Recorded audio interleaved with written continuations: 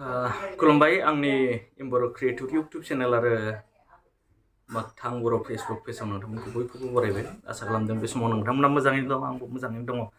बे समाव आङो गुबुन दाबसे जायगायाव थांनो ओंखारलायबाय। बिजिनि दख'रा दुलाराय बर' फरायसा आफादनि मावख'आव रुंसारि महिनी गोसोखां ट्रास्टनि बानजायनायाव महिनी बसुमतारीनि बार्थडे सेलिब्रेशन दङ। दा नैबे हाबाफारियावनो आङो थांनो ओंखारदों। दा आंजों लोगोसे नोंथांमोनहाबो नैबे हाबाफारिखौ नायनो थाखाय थुफादो।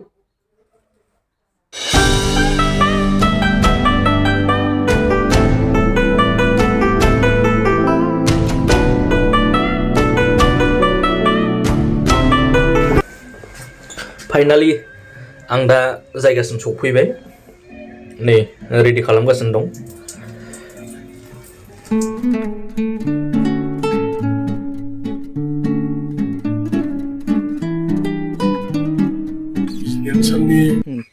दा प्रग्रामा स्टार्ट जाबाय। बिबानगिरि आरो मानाव गिदिर रायजो राजा नोंथांमोन, जों दिनै मानिजाथाव बिथां महिनी महन बसुमतारीनिनो अनजालि बिसि बिथाङा बिबार बावजेननाय हाबाफारिखौ मावफुंदों बे समाव।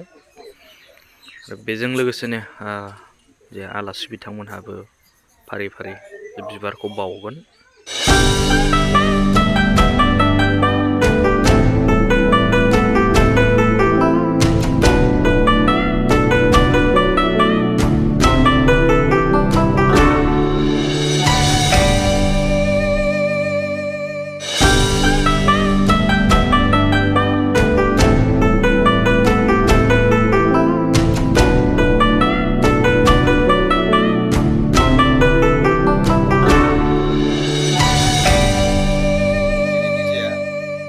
रुंसारि महिनी बसुमतारीनि जिउ जारिमिननि सोमोन्दै सावरायनाय हाबाफारि सोलिगासिनो दं बे समाव।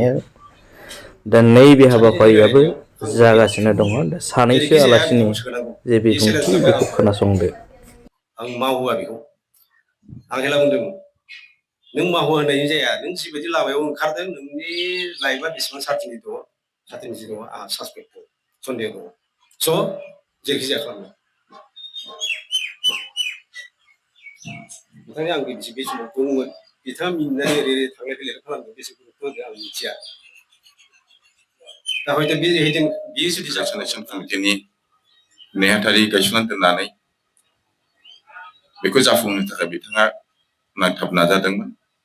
इयुनाव जोङो जागिरिसनावबो जोङो हादोंमोन, गार्लसआवबो हादोंमोन, नाथाय जागिरिसनाव फरायसानि आंखालाव बेनिफ्राय आद जाबाय।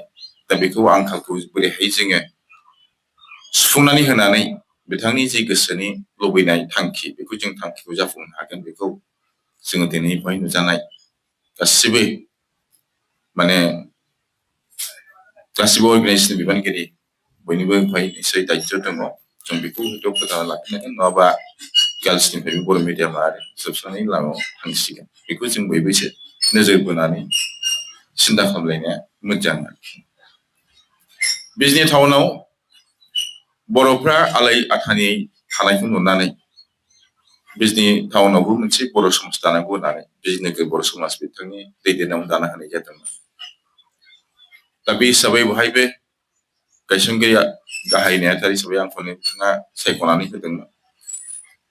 आगुनि बारग'या एमएलए बिथां प्रमद कुमार ब्रह्म गाफादगिरि लानानै आंखौ गाहाय नेहाथारि खालामनानै बिजनि टाउनाव खना खनला थानाय जेसेबां बर'फोर दङ, न'खर बेसे दङ, बेखौ सार्भे खालामनानै गामि सोर सोरहा मा गामिनि नामखौ मा लादों बेखौ सार्भे खालामनो थाखाय बिथाङा दायित्व होदोंमोन। बे हिसाबै जों बै समावबो सार्भे खालामनानै गासै मोन 19 ना 19 गामि जों मोननो हानाय जादोंमोन बिजनि टाउनाव।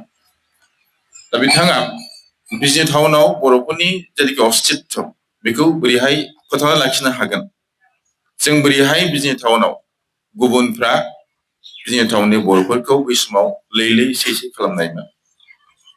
बर' होनबानो बिथांमोना मुगैनाय बे फावखौ दिन्थिनायमोन दा बिनिफ्राय जों बोरै बारग' सारजानो हागोन बेनिफ्राय जों बोरै मुक्ति मोनगोन बेखौ बिथाङा नाजानायनि गेजेरजोंनो बिजनोगोर बर' समाज दानायनि गेजेरजों बेखौ मोगथाङाव जाहाथे जोंनो उल्था डमिनेट खालामनो हायो बेखौ बिथाङा सानदोंमोन आरो बे साननाया आथिखालाव जोङो बिथांनि जे साननाय बे साननाया मोगथाङाव जाफुंदों होननानै जोङो बुंनो हायो बिथांखौ महिनी महन बसुमतारीखौ मोगथां खुंगुर होननानै मिथिनाय जायोमोन मोगथां माने मोगथांनि गासिबो नुनाय सावगारि बेखौ बोरैहाय मोगथां महर होनो हागोन बे महर होनो नाजानायानो बिथांनि गुबै थांखिमोन मोगथां माने बास्तब बे बास्तबाव जों बोरै लाबोनो हागोन गासिबो खामानिफोरखौ जों बास्तबायित मोगथां महरजों बोरै होनो हागोन बेखौ बिथाङा जेब्लायबो नांथाबना जानो दायनो बुंखाबाय बिथां सुक्लेस्वर बसुमतारीयानो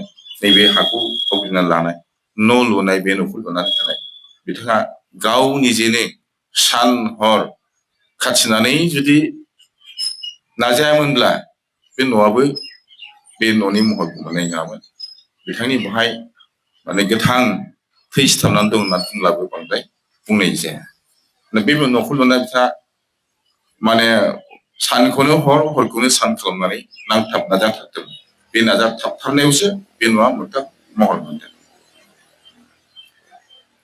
बड'फा उपेन्द्रनाथ ब्रह्मनि जे बड'लेण्ड सोमावसारनाय डिभाइड आस अफ 50-50 बे स्ल'गानजों आवगायनायनि समाव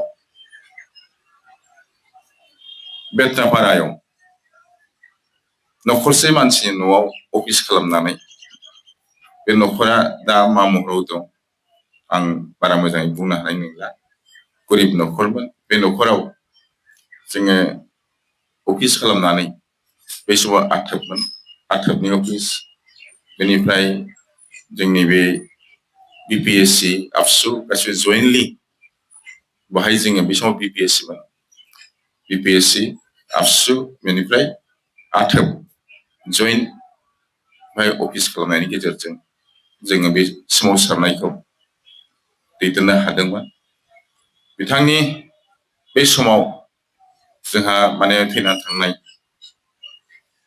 मावसोम बिथां महेश कुमार मुसाहारि बिथाङाबो बेवहाय जोङो दंमोन बायनो बिथाङा खोब मोदोम गुदुङै साननाय हनाय गासैबो शेयार खालामनायमोन जों बयबो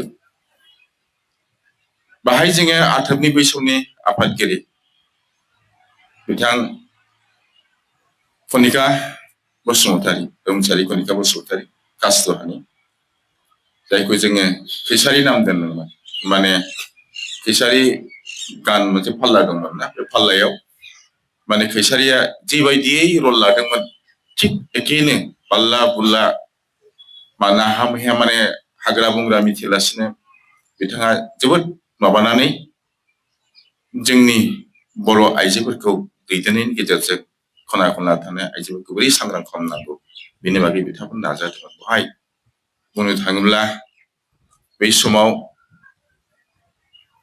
बिथां महिनी महन बसुमतारी सुक्लेस्वर बसुमतारी सुशील मुसाहारि बिथांजों लोगोसे गाहाय नेहाथारि जानाय आबसुनि दमोधर मुसाहारि बिथाङाबो थैनानै थांबाय रुंसारि जाबाय दमोधर मुसाहारि आरो मोनसे समाव गाहाय नेहाथारि जानाय सुशील मुसाहारि रमला बरगयारी ज' बहाय जे दैदेनगिरिफोर दंमोन सम सम आदा गबिन्द बसुमतारीबो थांनानै बहाय माबा खालामहैयोमोन बिथाङा बै समाव आफादगिरिमोन आफादगिरिथ' गाहाय नेहाथारि आफादगिरि जादों बिथाङाबो बेवहाय थांफानानै माने सम सम गोबां थुलुंगानाय माने बिबुंथि लाखिनाय माने सावरायनायाव बाहागो लानानै जोंखौ थुलुंगाखांहोनायमोन बे हिसाबैनो जोङो बड'फा उपेन्द्रनाथ ब्रह्मनि जि डिभाइड आसाम 50-50 बड'लेण्डनि सोमावसारनाय बे सोमावसारनायाव बे रोखोमै जों बयबो ज'यैनो ग्रिद ग्रिदै बाहागो लादोंमोन साइकेल हान्थिनाय बे समाव जोङो गारि मटरनि खोथाखौ बुंनो हाया बाइकनि खोथा बुंनो हाया दानि साखा गंब्रैनि गारिखौ जों बुंनो हाया साइकेल सालायनानैनो साइकेलजोंनो माने ओरैब्ला माने जेरैबो माने खेन्दा खांनाय सान्दा खांनाय माबा खांनाय गासिबो साइकेलजोंनो जों हान्थिनानै ज'यै माने गासिबो बर' माहारिखौ बुंनो थाङोब्ला जेराव माने बाहाय पिटिसि प्रग्रेसिभ पिटिसिनि खोथा फैदोंमोन जोङो बाहाय पिटिसिनि हानजानि मानसि